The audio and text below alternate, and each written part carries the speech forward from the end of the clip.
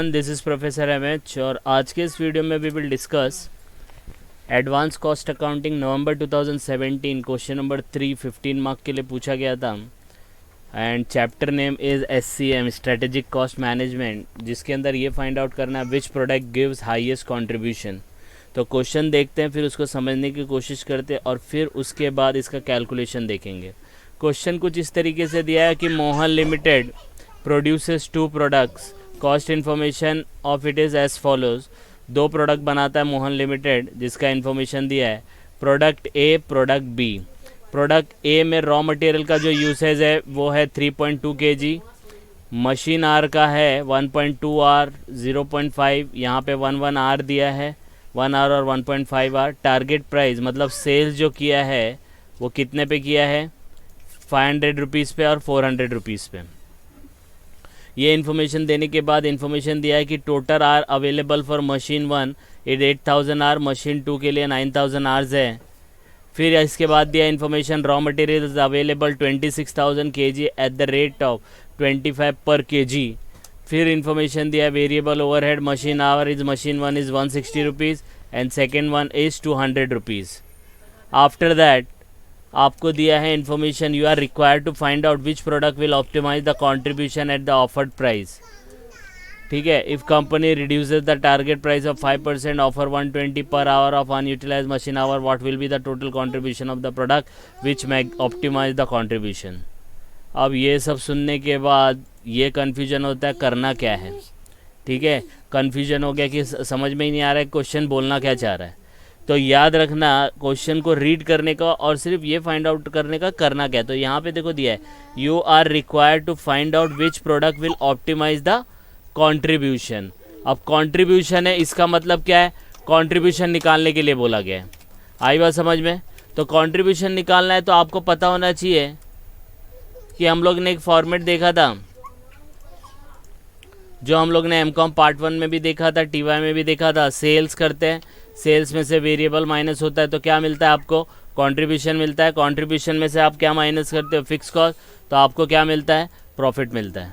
ये टेबल आपको पता था। अब उसमें यही बोला गया है कि भाई कौन सा प्रोडक्ट आप बनाओगे, find out which product will optimise, कौन सा प्रोडक्ट आपका कंट्रीब्यूशन को ऑप्टिमाइज कराएगा, बढ़ाएगा या बढ़ेगा, जिस प्रोडक्ट के का प्रोडक्शन हम लोग करेंगे। तो they are talking about contribution, तो हम लोग को यही फॉर्मेट फॉलो करना पड़ेगा। तो सबसे पहले याद रखो कौन से 2 दिए product, product A, product B. तो सबसे पहला हम लोग यहाँ पे लिख लेंगे प्रोडक्ट ए, प्रोडक्ट बी। फिर इंफॉर्मेशन लिखने का सेल्स का जो भी आपके पास दिया है। तो देखो सेल्स कितना है, 500 और 400, तो 500 और 400 यहाँ लिख दिया क्योंकि इस फॉर्मेट के हिसाब से जाएंगे। हम लोग को ये पूछा है, कंट्रीब्यूशन पूछा है, तो हम लोग इसके ऊपर फोकस करेंगे। पहले सेल्स लेंगे फिर वेरिएबल। तो देखो सेलिंग प्राइस दिया है, सेलिंग प्राइस के नीचे फिर क्या माइनस करेंगे हम लोग, वेरिएबल कॉस्ट। अब वेरिएबल कॉस्ट क्या होता है ये मैंने TY में भी बताया, एमकॉम में भी बताया था, और भी जितने भी वीडियो बनाता हूँ जिस किसी में भी वेरिएबल कॉस्ट आता है। वेरिएबल कॉस्ट जो होता है वो सेल्स के साथ ऊपर नीचे होता है। मतलब सेल्स बढ़ेगा तो वेरिएबल बढ़ेगा, सेल्स कम होगा तो वेरिएबल कम होगा। जैसे एग्जांपल के तौर पे फर्नीचर का दुकान है, फर्नीचर बना के बेचते हो, एक टेबल बेचेंगे तो उसके हिसाब से टिम्बर का रिक्वायरमेंट होगा, लकड़ी का। 2 बेचोगे तो उसके हिसाब से लकड़ी का रिक्वायरमेंट बढ़ जाएगा। 100 टेबल बेचोगे तो उसके हिसाब से लकड़ी का रिक्वायरमेंट बढ़ जाएगा। तो वेरिएबल कॉस्ट क्या होता है, सेल्स के साथ ऊपर नीचे होता है। तो इसके अंदर क्या आता है पता है, मटेरियल, लेबर एंड ओवरहेड, ये सब आएगा। तो आपको सबसे पहले देखो यहाँ पे मटेरियल दिया है, मशीन और मतलब मशीन का यूज़ है। तो जितना ज़्यादा सेल करेंगे उतना ज़्यादा मशीन का यूज़ होगा। तो ये दोनों जो है ना, raw material and machine hour, ये आपका क्या बन जाएगा, वेरिएबल बन जाएगा। अब इसको देखो कैसे फाइंड आउट करने का, क्योंकि अमाउंट में लिखना है अपने को और ये सब डेटा किस में दिया है, आर्स और केजी में दिया है। देखो बराबर है, ये अमाउंट में दिया है, सिर्फ एक ही रुपीज़ में दिया है, बाकी सब केजीज एंड आवर्स में दिया है। तो अब इसको रुपये में कैसे कन्वर्ट करना है, तो रॉ मटेरियल पहला लेने का। तो रॉ मटेरियल है तो सबसे पहले हम लोग क्या करेंगे, रॉ मटेरियल लेंगे। रॉ मटेरियल में देखो इन्फॉर्मेशन क्या दिया है, सबसे पहले मटेरियल प्राइस जो भी दिया है, यहाँ पे मटेरियल एलॉय नहीं है, ये है रॉ मटेरियल। इसको मैं चेंज कर देता हूँ, यहाँ पे लिख देते हैं रॉ मटेरियल। ठीक है, अब रॉ मटेरियल कितना कितना यूज़ होने वाला है, 3.2 kg 3.2 kg बराबर है। प्रोडक्ट ए के लिए भी सेम है, प्रोडक्ट बी के लिए भी सेम है। अब मटेरियल का प्राइस निकालेंगे, मल्टीप्लाई करेंगे तो आपको मटेरियल कॉस्ट मिल जाएगा। आई बात समझ में? यस और नो? तो इस हिसाब से करेंगे। तो सबसे पहले हम लोग क्या करेंगे, मटेरियल प्राइस ढूंढेंगे। तो मटेरियल का प्राइस देखो अवेलेबल कितना, 26 किलो मटेरियल है कंपनी के पास, लेकिन रेट कितना है उसका 25 रुपीज़ के जी है। तो हम लोग इसके नीचे लिखेंगे 25 रुपीज़ के जी। आई बात समझ में? तो मटेरियल कॉस्ट मिल जाएगा, तो नीचे लिखेंगे कॉस्ट ऑफ मटेरियल टोटल। तो 3.2 को 25 से मल्टीप्लाई करेंगे तो कितना आएगा, 80 रुपीज़। 3.2 को मल्टीप्लाई करेंगे 25 से, कितना आएगा, 80 रुपीज़। तो पहले रॉ मटेरियल का वेरिएबल कॉस्ट का अमाउंट मिल गया, क्या मिल गया, 80 रुपीज़ 80 रुपीज़। उसके बाद क्या दिया, मशीन आर। तो अपना जो नेक्स्ट हेडिंग होगा वो क्या होगा, मशीन के ऊपर होगा। तो मशीन टाइम दिया है। तो देखो दोनों का अलग है, 2 मशीन है, मतलब प्रोडक्ट ए को बनाने के लिए भी 2 मशीन है, प्रोडक्ट बी को भी बनाने के लिए 2 मशीन है। तो सबसे पहले मशीन में मशीन 1 लिखेंगे। मशीन 1 में कितना यूज़ हो रहा है, 1.2 आर और 0.5। तो पहले वो लिख लेने का, लिख लिया। अब मशीन 1 का रेट देखने का, एक आर्स में है तो आर्स में इन्फॉर्मेशन दिया रहेगा। तो ये देखो यहाँ पे दिया है variable overhead per machine hour. Machine 1 का 160 रुपया 1 आर का है और मशीन 2 का 200 पर आर है। तो मैं यहाँ पे क्या लिखूँगा, यहाँ पे हम लोग लिखेंगे कॉस्ट ऑफ मशीन आर जो भी रहेगा। तो cost of machine hour in cost of machine hour, okay. तो यहाँ पे हम लोग लिखेंगे कितना है मशीन आर का, 160 है और 200 है। तो अपना मशीन 1 है तो 160, तो दोनों में कितना आएगा, 160 आएगा। मल्टीप्लाई करेंगे आप तो आएगा कॉस्ट ऑफ मशीन 1 आर का टोटल 1.2 इंटू 160। तो आ जाएगा आपका आंसर 192। 0.5 इंटू 160 तो इसका आ जाएगा 80 रुपीज़। ये मशीन 1 का आया। इसी हिसाब से क्या करने का, मशीन 2 का निकालने का। तो मशीन 2 भी दोनों में यूज़ हो रही है। देखो प्रोडक्ट ए में 1 घंटे के लिए यूज़ होती है, प्रोडक्ट बी में 1.110 आवर्स के लिए होती है। तो यहाँ पे हम लोग लिखेंगे मशीन 2 का 1 आवर, इसका कॉस्ट कितना दिया है तो कॉस्ट ऑफ मशीन आर यहाँ लिख देंगे और यहाँ पे उसका रेट कितना है, 200 रुपया दिया है। तो 200 रुपया दोनों में आएगा। मल्टीप्लाई करेंगे तो कॉस्ट ऑफ मशीन आर का मिल जाएगा, 1 को 200 से 200, 1.10 को 200 से करेंगे तो 220 हो गया। ये देखो ये चारों हो गया। ये सेल्स है, अपना फॉर्मेट क्या था, सेल्स माइनस वेरिएबल। तो अब अपन टोटल वेरिएबल निकालेंगे। तो नीचे लिखने का total variable cost per unit कैसे निकलेगा, material machine hour A machine hour B, दोनों मशीन का हम लोग आर लेंगे। तो ये तीनों जो येलो से किया है इसको हाईलाइट कर लेंगे और टोटल कर लेंगे। तो कितना आएगा, 472 380। ये क्या हो गया, टोटल वेरिएबल कॉस्ट हो गया। तो जब सेल्स में से वेरिएबल माइनस होगा तभी तो कंट्रीब्यूशन आएगा ना। अपने को क्या निकालने बोला था, कंट्रीब्यूशन दिखाओ किसका ऑप्टिमाइज होगा। तो अब हम लोग क्या करेंगे, इसको माइनस करेंगे। तो सेल्स है ये वाला, इसको अलग कलर दे देता हूँ, और ये है वेरिएबल का टोटल। माइनस करो तो आपको कंट्रीब्यूशन मिल जाएगा 28 रुपीज़ और 20। यही तो बोला है ना, we are required to find out which product will optimise. Optimise मतलब आपका कंट्रीब्यूशन इंक्रीज कर देगी। तो कौन सा प्रोडक्ट इंक्रीज कर रही है आपका, तो प्रोडक्ट ए। तो नीचे आप लिखोगे product A will optimise contribution. तो यहाँ पे लिखने का प्रोडक्ट, ये पार्ट नहीं है, प्रोडक्ट है, ए विल ऑप्टिमाइज द कंट्रीब्यूशन। आई बात समझ में? तो कंट्रीब्यूशन इंक्रीज हो गया, लेकिन ये पर यूनिट का है, हम लोग को टोटल देखना पड़ेगा। अब टोटल कैसे निकालने का, तो अपने पास यूनिट्स हो गई ना, तो यूनिट को 28 से मल्टीप्लाई करने का, यूनिट को 20 से मल्टीप्लाई करने का, तो आ जाएगा।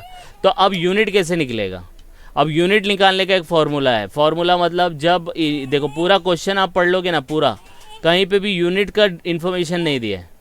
दिया है क्या, नहीं दिया है। सिर्फ ये बोला है कि भाई इतना आवर्स यूज़ होता है, इतना किलो यूज़ होता है, बाकी रेट दिया है इसका। अब देखो कैसे फाइंड आउट करने का। तो सबसे पहले आपको क्या करना है, जो भी डेटा आपके पास रहेगा ना उसको लिख लेना है। कैसे लिखेंगे, बड़े ध्यान से देखना है आपको। ठीक है, यहाँ पे लिखूँगा कि कितने यूनिट आप बना सकते हो, तो यहाँ पे क्योंकि वो पता चलेगा तभी तो 28 से मल्टीप्लाई करोगे ना। तो number of part to be manufactured ये आपको लिखना है। ओके, तो अब देखो कैसे होगा। तो आपके पास 3 है, एक था रॉ मटेरियल, तो यहाँ पे लिखेंगे रॉ मटेरियल, तो रॉ मटेरियल लिखने का। फिर दूसरा मशीन 1 मशीन 2, इसका डेटा दिया है, कितना दिया है टोटल लिखने का, मैक्सिमम कितना इन्फॉर्मेशन है। तो एक का 26 किलो था, 8000 आवर्स 9000 आवर्स बराबर है, ये इन्फॉर्मेशन है अपने पास, देखो बराबर है, ये इन्फॉर्मेशन लिखने का। अब फिर क्या करने का, पार्ट ए लेने का, मतलब प्रोडक्ट ए का इन्फॉर्मेशन कितना दिया है, प्रोडक्ट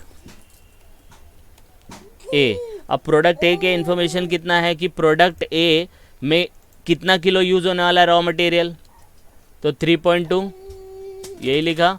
यहाँ पे कितना यूज़ होने वाला है 1.2 और 1, तो देखो 1.2 आर और 1 हो गया। अब अगर प्रोडक्ट ए को बनाने के लिए 3.2 kg लगता है, एक यूनिट को बनाने के लिए, ध्यान से सुनना, एक यूनिट को बनाने के लिए अगर 3.2 kg यूज़ होता है, तो अपने पास मैक्सिमम कितना किलो है, अपने पास मैक्सिमम कितना किलो है, 26 किलो है, 26,000 किलो। अब 26,000 किलो है तो एक यूनिट को बनाने के लिए 3.2 है, तो कितनी यूनिट बन सकती है, 8125 प्रोडक्ट ए बनेंगे। ये नंबर्स आ गए। सेम वे में अगर प्रोडक्ट ए को बनाने में मशीन ए का 1.2 आवर्स लगता है और मशीन ए के पास टोटल आवर कितने 8000 है, तो कितनी यूनिट बनेगी, तो करने का डिवाइड करेंगे तो आंसर है, राउंड फिगर करने का, ठीक है, 6667 यूनिट्स बनेंगी प्रोडक्ट ए की। सेम वे में प्रोडक्ट ए को बनाने के लिए, एक यूनिट को बनाने के लिए 1 घंटा लगता है, और अगर मशीन बी से हम लोग बनाने लगे तो कितनी यूनिट बनेगी, तो 9000 आवर्स को 1 आवर से डिवाइड करेंगे तो कितनी यूनिट आएगी 9000। इसी हिसाब से आपने प्रोडक्ट ए लिया, अभी इसी हिसाब से आपको प्रोडक्ट बी का इन्फॉर्मेशन लेना है। तो प्रोडक्ट बी का इन्फॉर्मेशन देखो यहाँ पे दिया है, प्रोडक्ट बी। अब इसमें यहाँ पे ये क्या लिखा है, मैक्सिमम प्रोडक्शन ऑफ ए, यहाँ लिखेंगे हम लोग मैक्सिमम प्रोडक्शन ऑफ बी। तो कैसा है, इसका केजी लिखो जैसे यहाँ पे लिखा है, तो बी का कितना आएगा 3.2, 0.5, 110, तो देखो यहाँ पे लिख दिया। इसको भी डिवाइड करो तो पहले वाले का तो सेम आएगा 8.12, 0.5 से 8000 को डिवाइड करेंगे तो 4000 आएगा, आई थिंक सो 16000 सॉरी। फिर 1.110 को 9000 से 1.110 डिवाइड करेंगे तो आपको आंसर मिलेगा 8182 यूनिट्स। तो इतना प्रोडक्शन कर सकते हैं। तो हमारा सबसे ज़्यादा कंट्रीब्यूशन किसका है, ए का है ना, प्रोडक्ट ए का कंट्रीब्यूशन 28 है, बी है, तो हम लोग बी थोड़ी बनाएंगे, ए बनाएंगे। ए 28 का कंट्रीब्यूशन दे रहा है। अब ए बनाएंगे तो कितनी यूनिट बनाने का, तो यूनिट मिल गई ना, ये क्या है यूनिट्स है, बराबर है। तो 8000 यूनिट, 8125, 6667 या 9000 क्या बनाने का, तो याद रखने का तीनों में से जो छोटा रहेगा ना, लीस्ट ऑफ द फॉलोइंग, वो बनाने का। अब बोलेंगे सर ज़्यादा क्यों नहीं बनाया, ज़्यादा इसीलिए नहीं बनाया, अगर समझो ज़्यादा हम लोग ने 9000 यूनिट बनाया तो हम लोग मशीन बी में तो पूरा आवर्स यूज़ कर लेंगे, लेकिन 9000 जो यूनिट बनाएंगे तो मशीन ए में तो सिर्फ 8000 घंटे, तो पूरा यूनिट नहीं बन पाएगा। आ रही है बात समझ में। लेकिन अगर सबसे छोटा अमाउंट लेंगे ना तो वो तीनों में यूज़ हो जाएगा।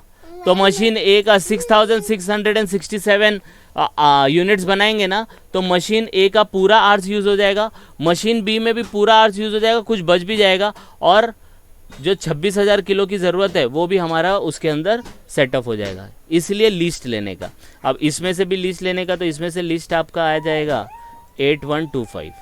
तो हमें तो बी से मतलब है, दोनों का निकाल लो। तो अगर 28 को आप मल्टीप्लाई करेंगे 6667 से तो आपको मिलेगा कुछ 1,80,009 रुपया, और इधर मल्टीप्लाई करेंगे तो 1,62,500। तो कौन सा कंट्रीब्यूशन सबसे ज़्यादा है, ए का कंट्रीब्यूशन ज़्यादा है। आई बात समझ में। तो ये क्वेश्चन यहाँ पे ख़त्म होता है। इतना पार्ट आपने सॉल्व कर लिया, यहाँ तक समझ में आया क्या? थोड़ा सा कॉम्प्लिकेटेड लगा होगा, लेकिन मैंने ट्राई किया है कि आपको समझ में आ जाए। ठीक है, अब देखो सेकंड पार्ट, 15 मार्क के एमकॉम है तो थोड़ा लेवल पूछेगा। ठीक है, फिर आगे दिया है कंपनी रिड्यूसेस द, अब सेकंड पार्ट चालू हुआ, टारगेट प्राइस बाय 5%। मतलब अब ये 5% रिड्यूस करना है। अन offer 120 per hour of unutilise machine hour, what will be the total contribution of the product which optimise the contribution. तो किसने ऑप्टिमाइज किया था कंट्रीब्यूशन? ए ने किया था। तो ए का अगर आपने प्राइस 5% से रिड्यूस कर दिया, मतलब अभी प्राइस कितना है 500 है, तो 500 का अगर 5% निकालेंगे तो कितना आएगा 25। तो 500 में से अगर 25 माइनस किया तो कितना आएगा 475 आएगा।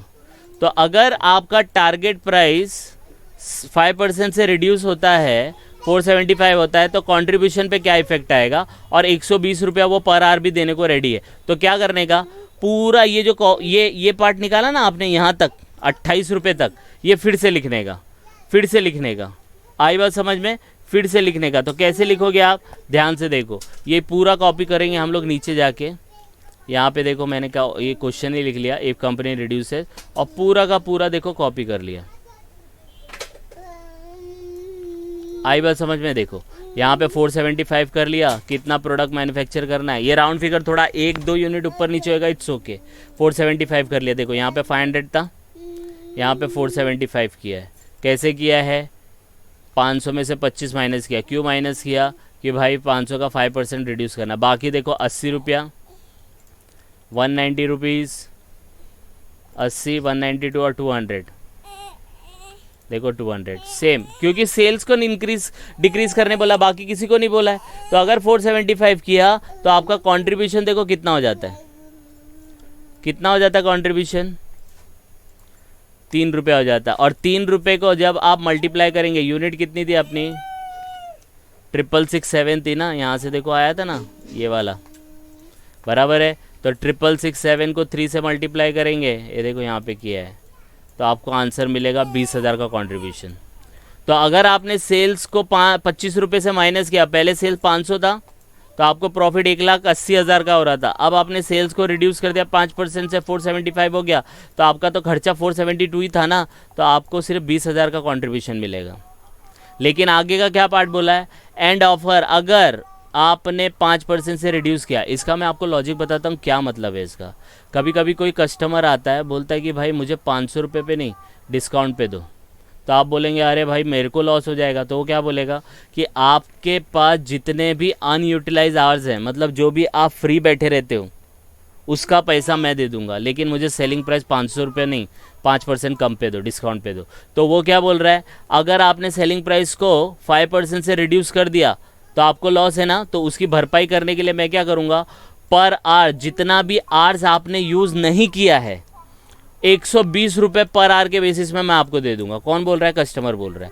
तो 5% से रिड्यूस किया तो आंसर कितना है 20,000। अब इसमें ऐड क्या करेंगे, क्या ऐड करेंगे, compensation for unutilise machine our, मतलब जो 120 रुपये के हिसाब से अनयूटिलाइज मशीन आर है ना, उसको 120 रुपये से मल्टीप्लाई करेंगे और जो भी अमाउंट आएगा वो उसमें ऐड करेंगे। अब देखो वो कैसे निकलेगा। तो सबसे पहले अगर मैंने प्रोडक्ट ए को बनाया तो मैंने मशीन ए में कितना आवर्स यूज़ किया, 1.25, बराबर है कि नहीं। तो सबसे पहला हम लोग को क्या देखना है, टोटल यूनिट है हमारी 667। फिर आपको क्या लिखना है, मशीन ए, फिर क्या लिखना है, मशीन बी। मशीन ए का टोटल कितना है, इतना यूज़ होता है, कितना, इतनी यूनिट और 1.2, देखो ना यहाँ पे 1.2 kg दिखा है, बराबर है। तो मतलब कितना यूज़ कर लेंगे, 8,000 आवर। और मैक्सिमम कितने आवर्स है, मैक्सिमम कितने आवर्स है, टोटल आवर्स कितना है मशीन ए का, तो मशीन ए का 8,000, तो पूरा यूज़ हो गया।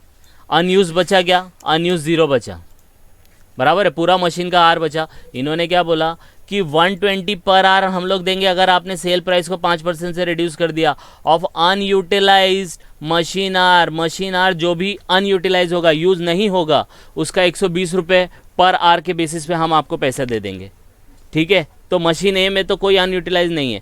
मशीन बी देखते हैं, मशीन बी का आपका आंसर आता है 1, क्योंकि 1 आवर के हिसाब से यूज़ करेंगे। और कितनी यूनिट बना रहे हैं हम लोग, 667, इसको मैं चेंज कर देता हूँ, 67 कर देते, बराबर है। इसको कैसे किया, मल्टीप्लाई देखो आया, क्योंकि हम लोग को 0.5 नहीं है, 1 है, आया बराबर। तो टोटल आर कितना है मशीन बी का, तो आप चेक करोगे टोटल आर है मशीन बी का, यहाँ पे दिया है 9,000 आर। तो देखो यहाँ पे लिखूँगा टोटल आर, यहाँ लिखेंगे 9,000 आर।